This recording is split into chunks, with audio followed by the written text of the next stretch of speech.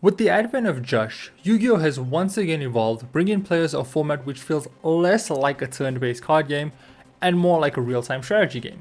This Turn Zero format, as the cool kids are calling it, is said to be dominated by 3 decks from Konami's latest set. The question still remains though, if you can't or don't want to play one of these decks, what can you do? Well, Lunalight is a deck that has been peeping its head around the corner for the past 2 months.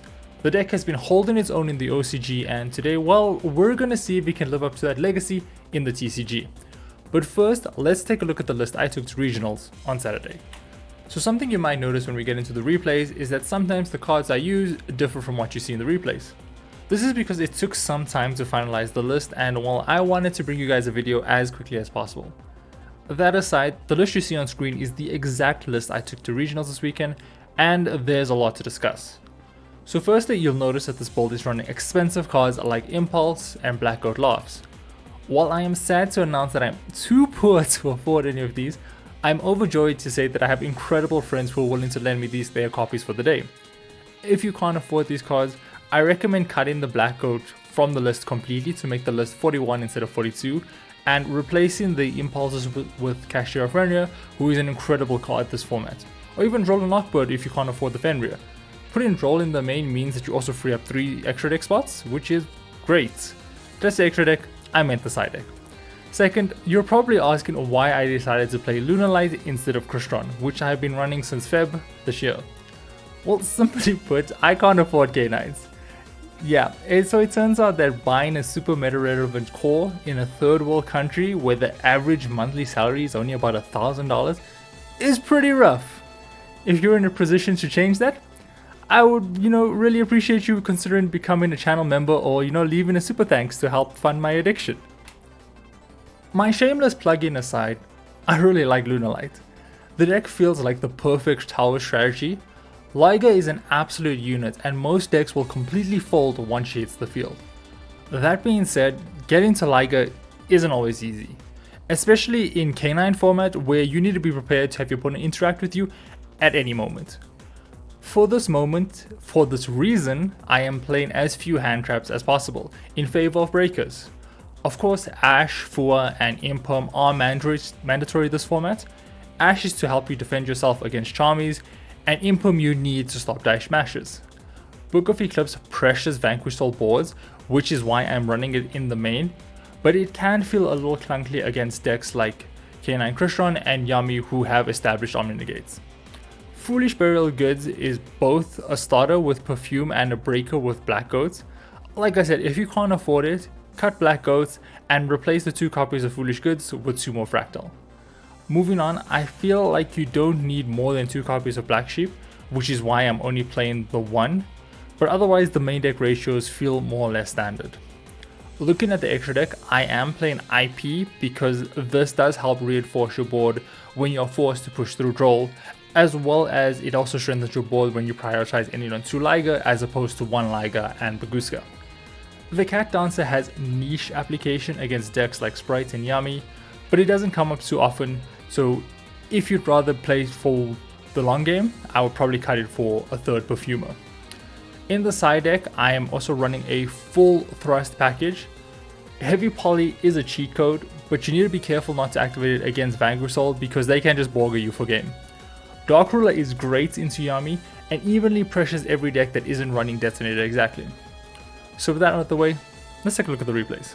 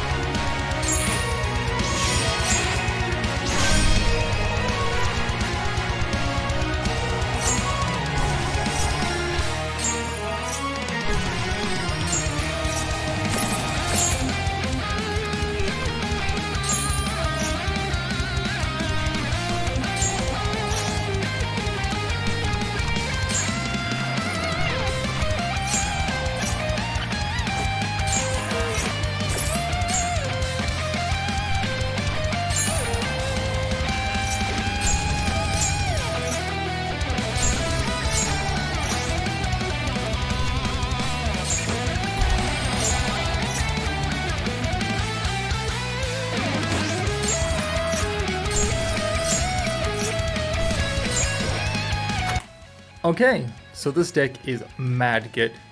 Liger is both a walk-in win con that is extremely difficult for your opponent to out, and it's an OTKing machine. The deck lines are flexible and it feels like every starter finds a way to Liger.